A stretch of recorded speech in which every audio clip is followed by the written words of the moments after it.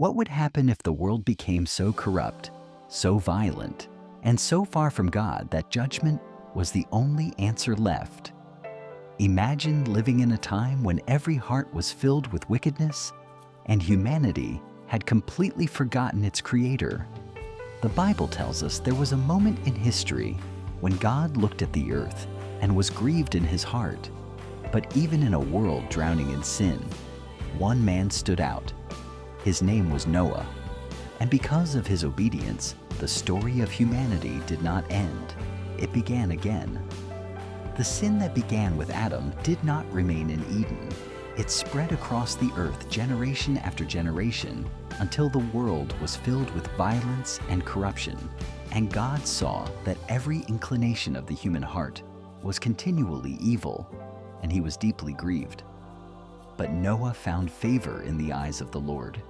He walked with God when almost no one else did. One day God spoke to Noah and said that the earth was filled with violence and that he would make it clean again. And he commanded Noah to build a great ark according to the exact measurements he would give him, specifying the length, the width, the height, the decks, the rooms, the window, and the door. God told Noah that when the ark was ready, he was to enter it with his wife, his sons Shem, Ham, and Japheth, and their wives, because a great flood was coming that would destroy every living thing on the earth.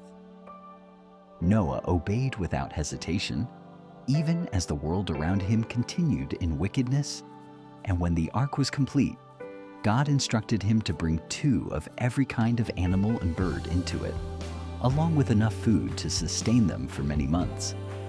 Then the day arrived. The sky grew dark.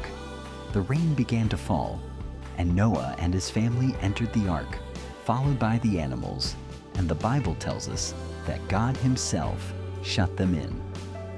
The rain fell for 40 days and 40 nights, and the waters rose higher and higher until even the highest mountains were covered.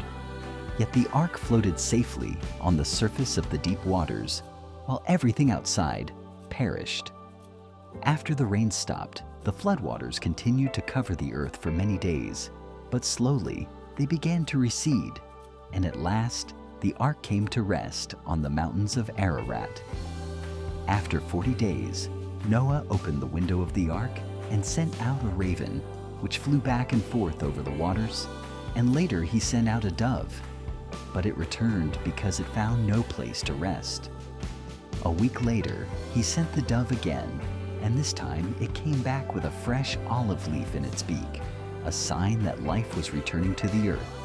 And after another week, he sent it out once more, and it did not return, confirming that the land was dry.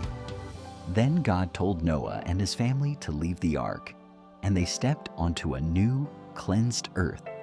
And the very first thing Noah did was build an altar and worship God.